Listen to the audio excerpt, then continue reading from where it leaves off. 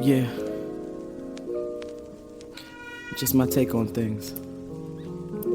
My answer to number 2. Guided discovery. Identifying, challenging your beliefs. Reframing your mind, negative thoughts release. Those cognitive distortions. Welcome everybody to episode 2 of Peplau's Ghost. My name is Dr. Dan Wesemann. I am one of your hosts here today, joined by my excellent compadres here again today. So I look forward to having another discussion on psychotherapy and looking at it and how we utilize it with medications. You know, is it something to avoid? Is it something to combine and things like that too? One of the things though, I wanted to kind of step back that we didn't do in episode 1 is really kind of talk about Peplau's Ghost. I mentioned that obviously this is not a murder podcast or anything like that, but Peplau's Ghost, I'm wondering how many people actually know who Hildegard Peplau was. I think everybody on this call knows who that is. It's the mother of psych mental health nurse practitioner and nursing in general. But maybe not everyone listening here knows who that is. So Peplau may not make a lot of sense. So I thought what I'd do is maybe a little icebreaker to kind of maybe test the people that are on here too and do a little 2 truths and a lie type of thing about our good old friend Peplau. So are we ready? Yeah. Does anyone think they know Peplau pretty well? Or obviously she passed away in 1999. So I'm going to guess no one's met her.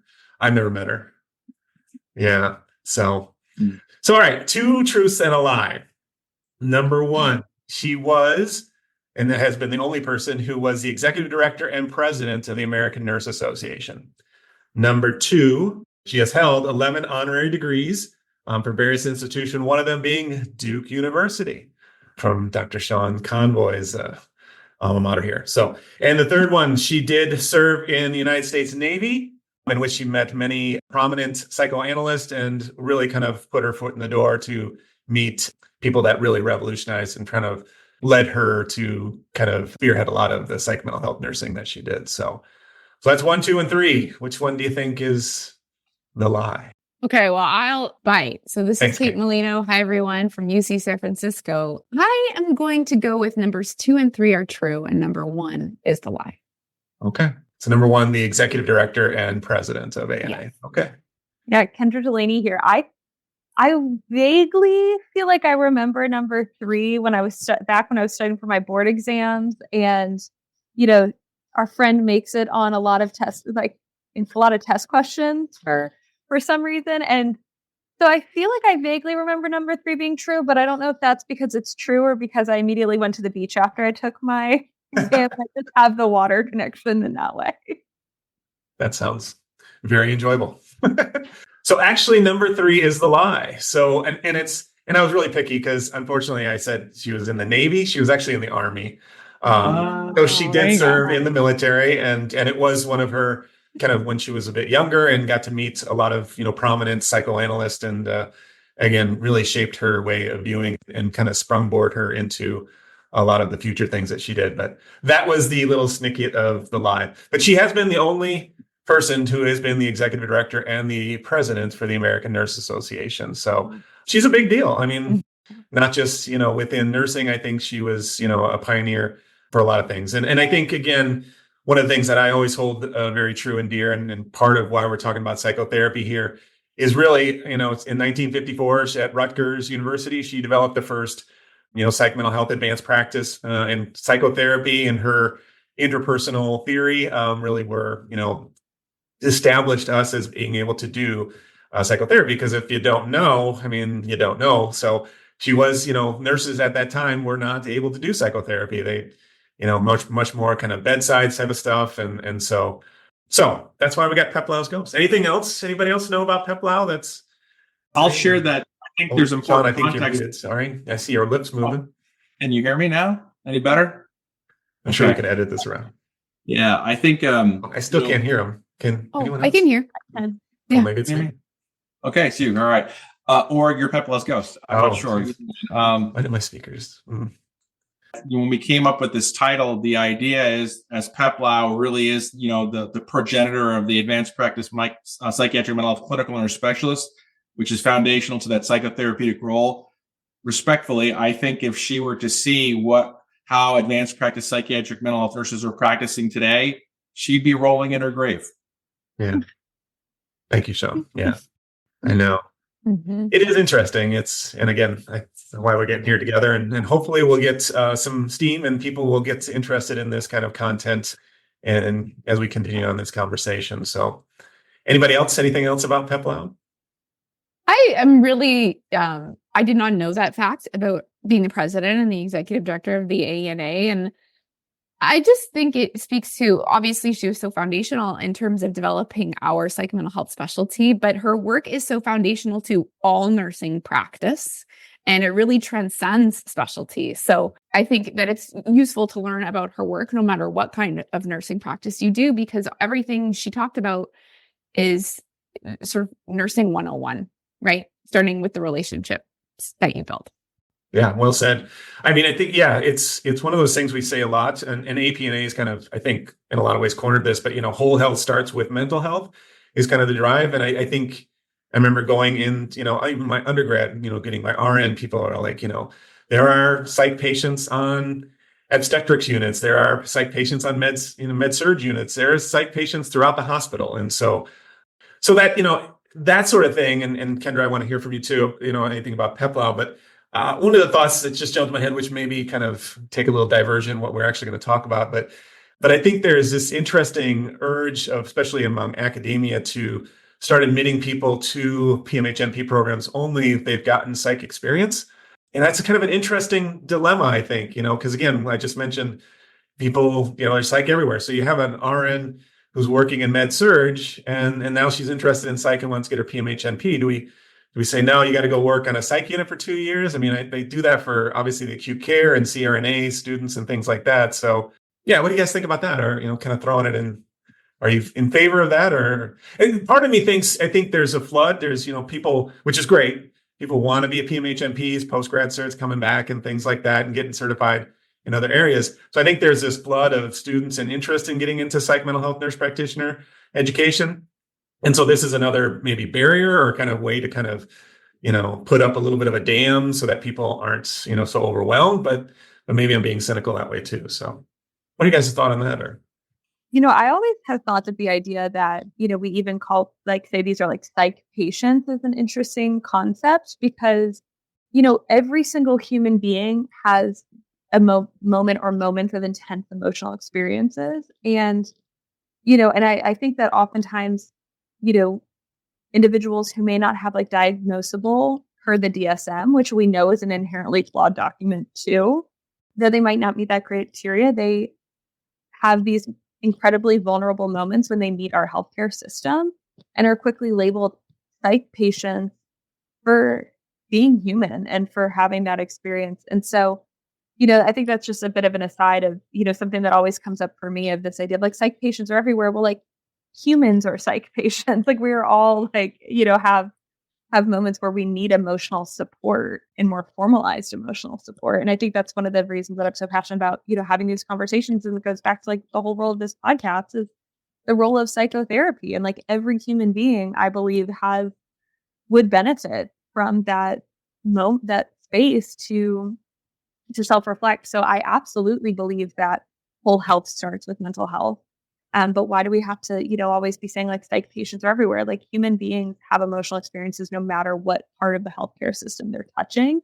And for that very reason, I personally don't, this is just my opinion, but I don't think that you need to work in psych to have very powerful experiences that can inform your decision to become a psych NP, including your personal experiences. I think a lot of people who are drawn to psych mental health are drawn to it because, yes, maybe they've had an experience as, a med-surg nurse or in the ER, but a lot of times it's because of their own lived experiences with the people they love and within themselves. So I think that we are really robbing our profession from individuals who have really important experiences that can really meet other individuals in spaces that they need to be met because of their experience outside of a psychiatric hospital or a formal psychiatrist. I'd love to build on what Kendra just said. I agree with you 100%. If you look at why psychiatric mental health nurse practitioners get sued, it's because they don't have adequate understanding of general medical conditions and how they interrelate to what we do on a daily basis. So for me, I think about all psych NPs in this community is almost like a genome. And I want the most diverse genome I can possibly get, which means I don't need you to have 1, 2, 3, 12 years as a psych nurse. I want there to be people who've worked in critical care in the OR and peripartum space, because all of that kind of informs this evolving genome that we have coming into psychiatry is the trick. And building on what Kendra mentioned, I also think that having your own personal or familial connection to mental illness or mental health problems, if you have put that into perspective, it actually provides you with a superpower to make more meaningful connections with patients. Mm-hmm. Yeah, I completely agree with everything Kendra and Sean just mentioned. And I would even add that I think while in some ways I understand the practicalities of wanting prospective psych NPs to work in a psych setting before entering an advanced degree program, I think it can sometimes have detriment. And I think it can be helpful in terms of familiarizing yourself with maybe what a diagnostic picture could look like in a person, or what medications might be used to treat, certain symptoms. But on the other hand, I think unfortunately, a lot of psychiatric workplaces are set up to be really tough for providers and to really exercise their therapeutic use of self and their sense of caring and empathy, because so many of our psych settings are, a little bit punitive and carceral in nature. And so I think it is really important that we can draw from folks, I'm sure it's the same for all of you. We teach people who are coming from oncology and pediatrics and public health and, postpartum and all kinds of other settings where communication is so paramount. Like, to me, that is the most important quality, is to be able to be a good communicator and listener. That's great, Kat. I'm wondering if you've got an example that you wouldn't mind sharing about, because I agree totally. I mean, I worked for about 5 or 6 years in community mental health center, and still have kind of involvement with those organizations. But I think the way you said it is, it doesn't allow you to utilize yourself in those practices, and it can be very detrimental to your own health. Do you have any examples about that, or anything that you were thinking about when you said that? Because I sure I can. To speak very broadly, I think, I've worked with many students who have worked, for example, in a psychiatric emergency setting for many years. So, very, skilled at risk assessment, being able to evaluate patients for risk to themselves or to others, being familiar with the types of medications they might be prescribing as an NP, that sort of thing. But those settings absolutely don't encourage people to, be vulnerable, to explore with folks, and look to the future whatsoever, because it's very much concerned with the present. And so it almost kind of builds a sense of the work where, everything is a nail that you need to hit with a hammer, right? And that's just not the case. And I find sometimes those students really struggle with seeing the much bigger picture of what mental health care can look like for both for the patients and for themselves. Yeah, I kind of go back to, unfortunately, money. I mean, it's about billing and what people can bill for. My experience, it's a lot of, prescribers do prescribing things and therapists do therapy things, and the two shall never meet. And I think that maybe is a transitional point for what we're talking about, meds and therapy here. But that is, that's my first orientation, let's say, to a provider role as a MSW social worker, kind of working in a community mental health center. It was, you dare not say anything about meds to a prescriber, because they are God. They sit on high. And even though, you can take any class, you can be a social worker and see this patient's having some side effects, but the prescriber may not, recognize or not even want to deal with those kind of things. And then if the person's talking, I constantly have people in my practice who apologize for telling me their problems when they're sitting for a med check appointment. I'm like, don't apologize. I mean, that's, I understand you have they may have a therapist, and that's fine, but I want to hear about you and your, human side too. It's not just about how you're responding to your medications and such. So, yeah.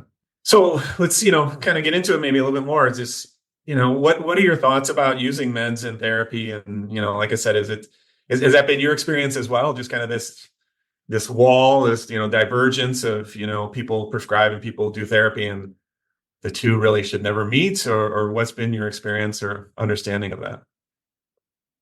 And what would your dream be? Oh, how about that? Let's dream. I think the way I was trained is to think about, doing my very best to be strategic about how I either initiate meds or psychotherapy or both or one before the other.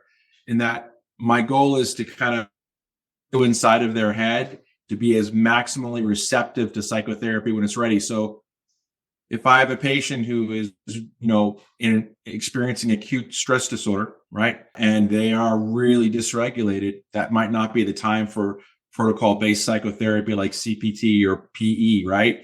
I might be doing some supportive psychotherapy and letting them or started thinking about a protocol form of psychotherapy. So for me, it's about feeling your way through it and then recognizing what the patient needs to be able to make maximum benefit of that psychotherapeutic experience. Yeah. Yeah. Sometimes I think, sometimes I even think like, do I even do psychotherapy sometimes? Because I think it's so much, there's so much, we can talk about this too. Where is the borders of what we call psychotherapy? Because there's so much, and I agree. I think a lot of the work I do too is selling psychotherapy. This idea that, it's a good thing. It's not just talking to somebody. It's not just sitting around jabbing. It's not an overpriced bartender that you're just kind of gabbing with and things like that. So, yeah. Yeah, I think, overwhelmingly the literature says that it's the combination of medication and therapy that, gets our patients to the best places. So, for me, from a straight read of that, I would say absolutely. And then from a clinical experience and a personal experience, I would say that I also have found that to be profoundly true. A lot of times I will, and this is of course like a generalization. Every human is different. Every experience is different. But my rule of thumb is typically not everyone who needs therapy needs meds. But if you need meds, you probably could benefit from therapy. Because if we're saying that there's, we're going to take this step then I think that to change the brain with medications, let's also, work to change the brain with therapy. So I really see them as being like the best of friends that it should, in an ideal world, in a dream world, always be together when we're doing medication. And when someone's starting with therapy, to always have openness to the potential for medications, because I think, on the flip side, we have people who are very hesitant to go into therapy who come to med management first, but we also have people who go to therapy who are very hesitant to start medications, or they're saying, I'm coming to therapy so I don't have to go on meds. And just as I think we should be opening a conversation about therapy when we initiate meds, I think we should also explore openness to medication from the beginning in therapy because, again, like they merge so beautifully together. And I think we're doing people a disservice if we're only offering one or the other. So for me, like, my dream is that like I would get to do therapy and meds for every single one of my clients, but that's way trickier and to actually do in reality. Yes, there's the practicalities of billing and all of that, but there's also like, I might be a good med management fit for someone and not the right therapeutic fit for someone. And so, in a dream world, I'd say like one person does it all. And there are cases where one person can be both for a patient or client. And other times that I think we have this really great opportunity to build a wonderful team of people in the community. Yeah, I talk a lot about to my clients. It's, finding the right psychotherapist is sometimes a key. It's all like trying to find the right med, right?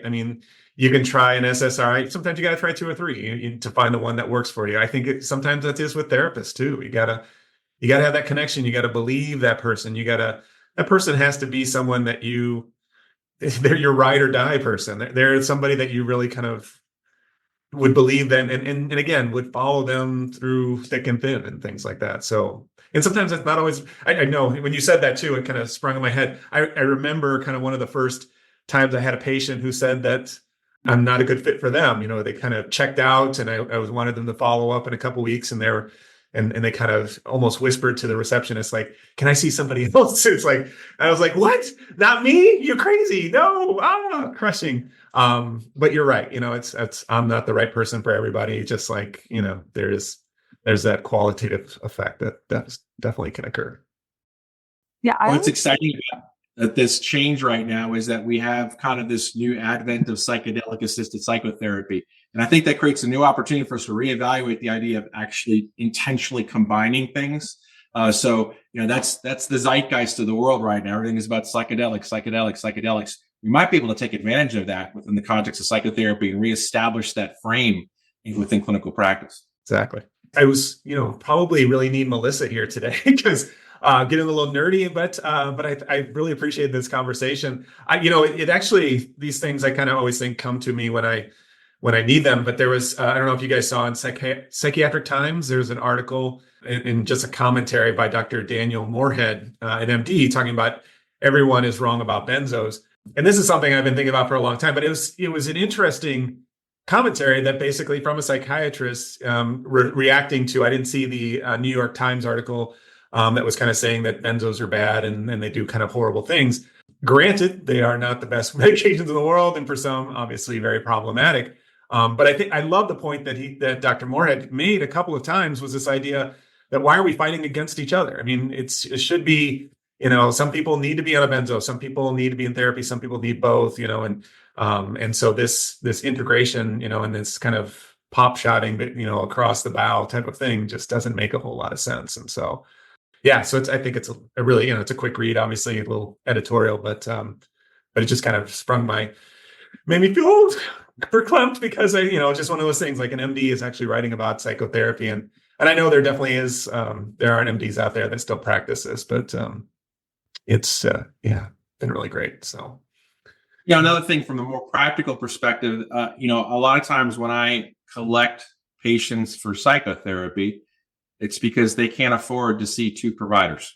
So I think that's one of the unique things about the psychiatric nurse practitioner, in that we are capable of doing both things and doing them well. And I think sometimes our patients in their frenetic lives want to find a way, one, to save money, but also to consolidate effort.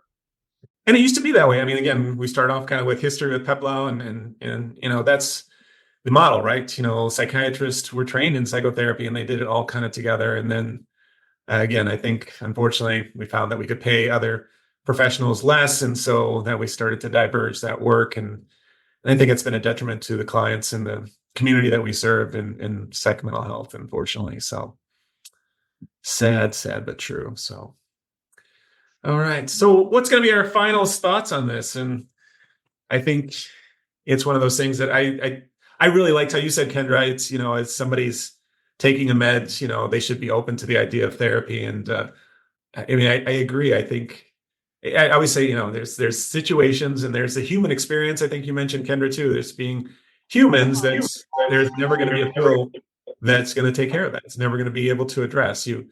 I mean, I've worked with patients too. Of the loss of an infant child, the divorces, things that go on, just trauma, etc. You could just kind of include so many things. And will there ever be a pill that takes away that? Part of me says I hope not, because I would hate to see, it's kind of like, was that Jim Carrey movie, The Eternal whatever of the Spotless Mind, where you can just kind of remove out those awful memories that you have. And but I think that makes us who we are. And, being a part of someone and enjoying their journey and recovery like that's part of my job. So. Yeah, I mean, Brene Brown always talked about how you can't selectively numb emotion. So as much as we'd like to say, like, we're only ever going to feel like joy and excitement and, never feel pain and loss. And that's not the human experience, nor do I think we'd really have an appreciation for what joy and excitement and all of those, like what we named good, whether or not it's true, emotions really could be good or bad, but we've named good emotions. Like, we wouldn't have appreciation, respect for them if we didn't have the full breadth of human experience. So for me, medicine therapy flow so beautifully together because medications can make it so that we have the ability to cope with the difficult experiences in our life without it, making us completely bedridden or have mania or psychosis where we're not able to engage in things that are meaningful for us.